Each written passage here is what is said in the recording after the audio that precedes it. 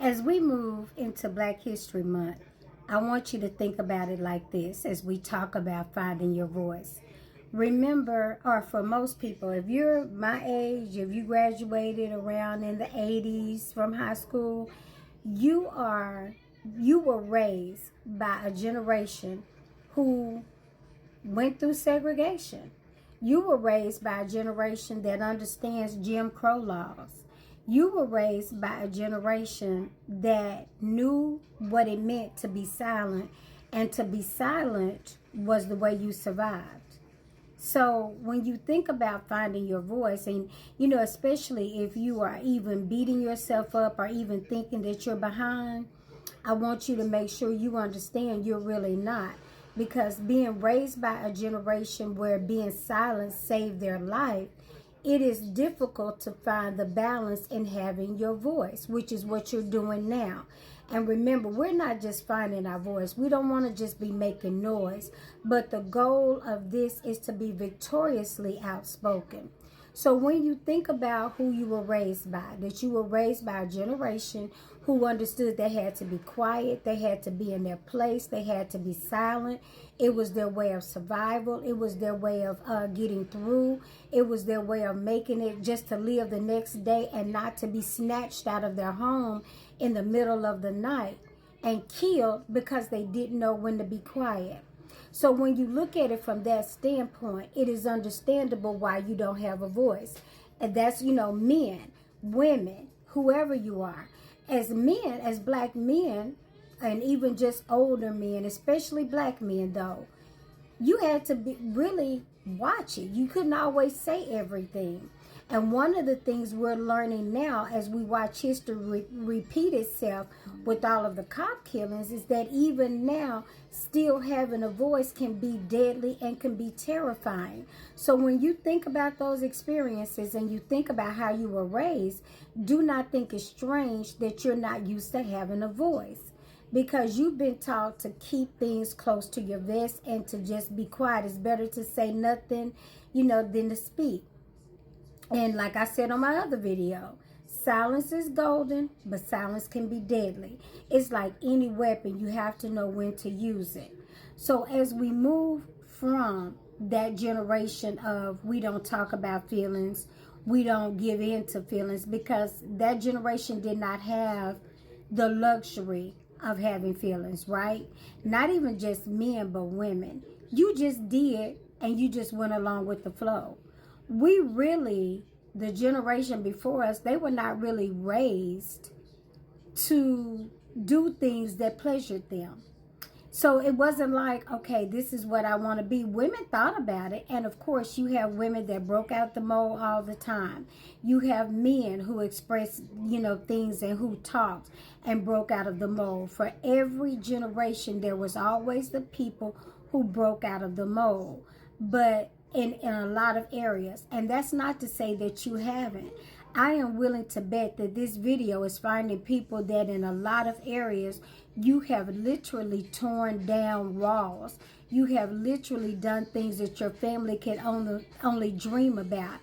Yet at the same time, there's a part of you that lacks victory when it comes to being able to be authentically who you are. You're just accustomed to making everybody else happy at the sacrifice of your voice. Because remember, your voice is not just your audible sayings, but it's what you tolerate. It's what you address. It's what you ignore. It's what you just let happen. All of those things encompass your voice. So when you think about the generation that raised you and how it was a method of survival for them, it's easy to see why you're looking for your voice now as an adult. You need that voice. And I don't care what age you're looking at this video and it's finding you, it's not too late. Because if you have the appetite and you have the desire to find it, know that that desire was given to you by the Creator. And He wants you to have it. So this journey of finding your voice and speaking up is essential.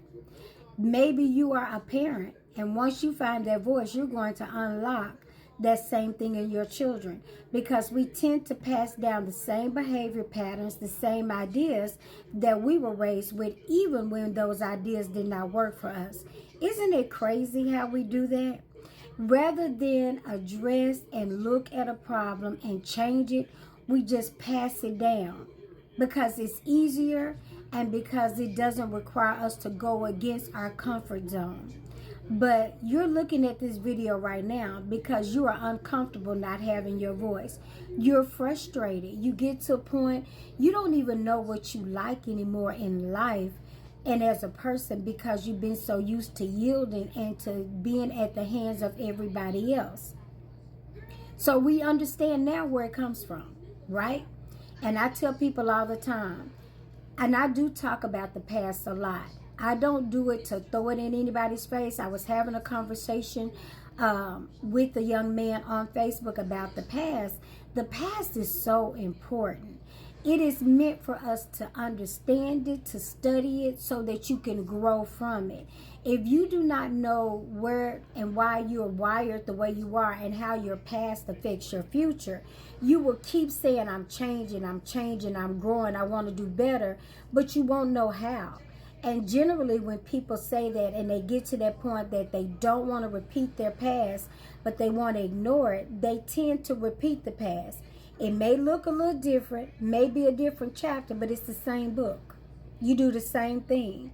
And you do it because that's all you know. And you have to understand what makes you revert back to your past. In one of the other videos, I talked about Peter, and I talked about in the Bible, and I talked about how Jesus found him fishing, and when everything got heated, and Peter was like, I go a fishing. He went back to his comfort zone. That's the way we do in life a lot of times. When we get to a problem, when we get to a situation that we don't know how to work through, we go back.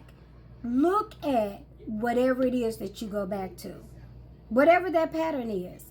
Whatever it is that you always go back to, you want to understand what that is and why you take so much solace in going back to it. When you find out what that is, and when you look at that pattern, you will begin to understand yourself better, and you'll know how to break it. Because for every level that you grow and you want to get to, you have to break a comfort zone. You cannot grow and still be the same. You cannot grow and still repeat the same actions. And I don't care how, you can be doing what you think you love, and you're going to hit a lull. You're going to hit a point where it doesn't satisfy you.